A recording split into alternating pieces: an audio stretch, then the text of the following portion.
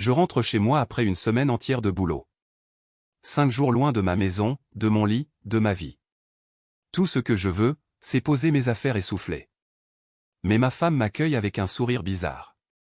Ce sourire qui veut dire qu'elle a fait quelque chose. Et là, elle me sort la phrase, elle a adopté un chaton pendant mon absence. Sans me demander. Juste comme ça. Et pour me convaincre que c'est une bonne idée, elle ajoute, et je cite, « Il est mignon, et en plus il ne fait même pas caca dans la litière. » Je la regarde. Je regarde le chat. Le chat me regarde. Ok. Je décide de vérifier. Je vais voir la litière. Propre. Impeccable. Pas une trace. Et là je me dis que c'est peut-être vrai, que ce chat est une espèce de miracle vivant. Puis quelque chose me pousse à aller dans ma penderie. Je ne sais pas pourquoi. Un instinct. Une mauvaise intuition. J'ouvre la porte, et l'odeur m'a percuté avant même que mes yeux fassent le point. Toutes mes fringues. Chaque recoin. Carton plein. Alors voilà, le chat ne fait pas caca dans la litière. Il fait caca chez moi. Dans mes affaires. Dans mon espace. Est-ce que c'est le chat le problème, ou ma femme qui l'a laissé faire? Ce matin-là, j'avais mis ma plus belle chemise blanche. Réunion importante, journée chargée, tout devait être parfait. Et puis, le stagiaire. Nouveau de la semaine, l'air un peu perdu, qui traverse le bureau avec une tasse de café pleine à ras-bord. Je le vois arriver. Je pense même une demi-seconde à me pousser. Trop tard. La tasse bascule. Le café brûlant s'étale sur ma chemise, devant tout le monde. Silence dans l'open space. Tous les regards sur moi. Je sens la chaleur, je vois la tache se répandre, et j'entends le stagiaire qui bafouille des excuses. Jusque-là, rien d'anormal. C'est ce qu'il dit ensuite qui me coupe le souffle. Il se penche vers moi, l'air presque complice, et il lâche avec un petit sourire gêné, « Désolé, en ce moment je fais un peu mon Patrice. » Je le regarde. Il me regarde. Il attend que je rigole. Et moi, je reste figé. Parce que Patrice, c'est mon prénom. C'est moi. Je suis Patrice. Je suis apparemment devenu un symbole de maladresse dans ce bureau sans même le savoir. Le stagiaire est là depuis 5 jours. 5 jours. Et ma réputation l'a précédé depuis le couloir jusqu'à la machine à café. La question que je me pose encore, combien d'autres le disent dans mon dos?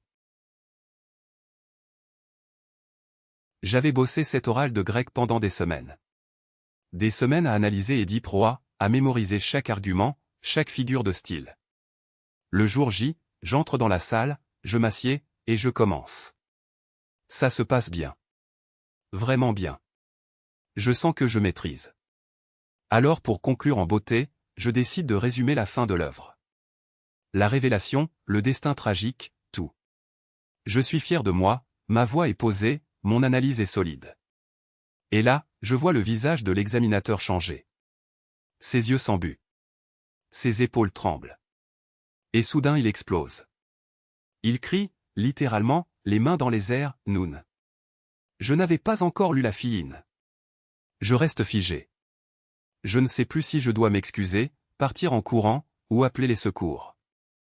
Mon cerveau tourne dans le vide. J'ai spoilé un texte vieux de 2500 ans à mon propre examinateur. En plein oral. C'est terminé pour moi. Ma note, ma moyenne, mon année. Et là il se lève, éclate de rire, et me dit avec le sourire le plus satisfait du monde, « Je t'ai eu ». Il m'avait joué la comédie du début à la fin. Vous imaginez la montée d'adrénaline? Est-ce que vous auriez craqué avant moi? J'ai découvert la trahison de ma vie à cause d'un rire. Pas un message suspect, pas un parfum étranger. Un simple rire, sorti de nulle part. Ce jour-là, je rentre à la maison plus tôt que prévu. Tout semble normal. La cuisine, le salon, rien d'anormal. Je monte vers notre chambre. Ma femme est là, l'air de rien, légèrement tendu. Je ne sais pas encore pourquoi. Et là, dans un élan complètement spontané, je lui dis, presque en souriant, « J'aime que tu me sois fidèle. » C'était sincère. C'était vrai. Je le pensais vraiment. Et puis, le silence. Une fraction de seconde. Et ensuite, ce son. Un rire étouffé, nerveux, impossible à contrôler. Mais il ne venait pas d'elle. Il venait du placard. Le placard de notre chambre. Celui où on range nos affaires depuis des années. Mon cœur s'est arrêté. Je me suis retourné lentement vers elle. Son visage était blanc. Elle n'a pas dit un mot. Elle n'avait plus rien à dire. Ce moment-là, cette fraction de seconde entre sa phrase et ce rire venu de nulle part, a effacé des années en une seule seconde. Tout ce en quoi je croyais venait de s'effondrer à cause d'un placard qui n'avait pas su se taire. Est-ce que vous auriez ouvert cette porte? J'appelle ma grand-mère. 85 ans, la voix douce, les bonbons à la violette sur la table basse. Un appel pour prendre des nouvelles, rien de plus. Sauf que, elle a un autre agenda. 3 secondes après les bonjours, elle lâche sa question fétiche.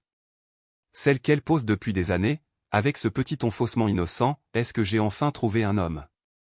Je souffle. Non, mamie. Toujours pas.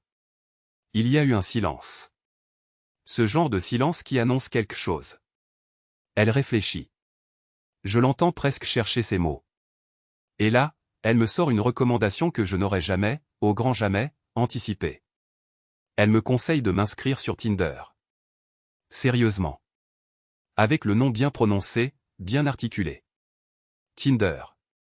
Ma grand-mère de 85 ans connaît Tinder. Pas seulement le nom, elle sait ce que c'est, elle sait que ça sert à trouver quelqu'un. Je ne sais pas si je dois rire, pleurer, ou lui demander si elle a un compte. Ce qui est sûr, c'est que j'ai raccroché avec plus de questions qu'en décrochant. Et maintenant je me demande, et vous, votre famille vous fait ce genre de sortie?